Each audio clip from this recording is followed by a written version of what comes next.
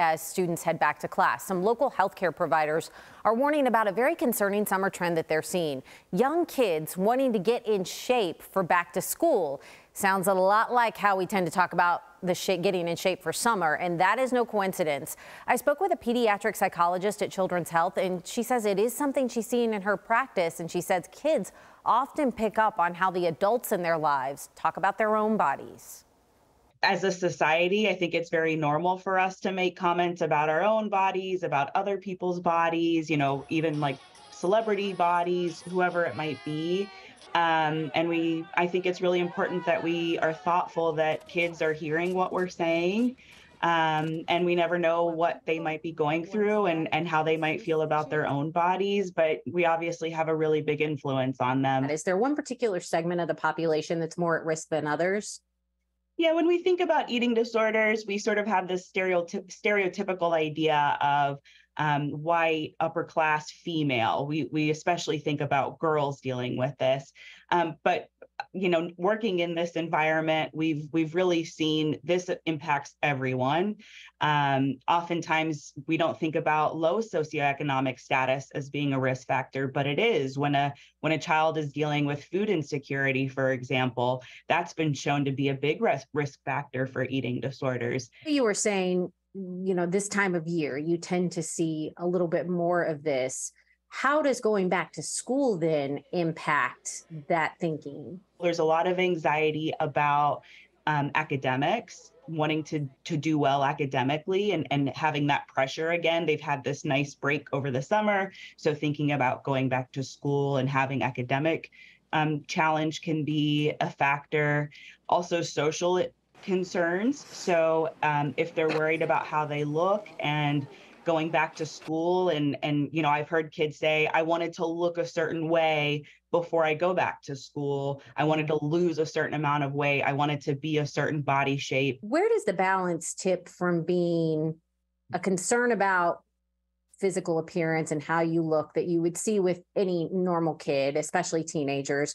When does it go from that to a bigger problem? So I would say when you notice that your child is isolating a lot, so they might be spending a lot of time in their room, not wanting to come out when the family is having a meal, not wanting to hang out with friends because a lot of social gatherings happen around food, that is definitely a big indicator that they might be struggling with more than what we would consider just like typical ideas about their body. And I also found a few more really good tips from Very Well Family that can help promote body positivity with your kids. So first of all, we're talking about it. Watch your words. Avoid talking about a person's appearance. Instead, talk about how kind or talented they are. Scan your kids' toys. If you see unrealistic dolls with big muscles or crazy proportions, maybe get rid of those and stock up on some board games, puzzles, or even better, books. And limit screen time. There is no doubt that social media plays a big role in this. But the bottom line here, you really have to be mindful about how you talk about yourself, especially in front of your kids. We all have a lot of negative self-body talk, and when we say that in front of our kids, they pick up on that. Even as young, she was telling me the youngest patient that she sees, 5 years old. Wow. Even at that young of an age, they're hearing what we say. Yeah, they're hearing what we say, and they're hearing what other kids and their peer groups say. And you're right, there is a lot of pressure. There's a lot of pressure because kids are often led to believe there's only one body type that is the model body type. And they need to know we all come in different shapes and sizes. And some of the other advice was to talk about that. We tend to see the stereotypical body types pushed in Hollywood on social media. Open up that conversation with your kids. Don't be afraid to have that. The other thing I really wanted to point out, because this is just something that resonated with me, is something that has bothered me in the past. People who label their food as good or bad, or saying in front of your kids things like, I worked for my calories today. It shouldn't be good or bad, and that can just promote a very bad relationship with the foods that you eat.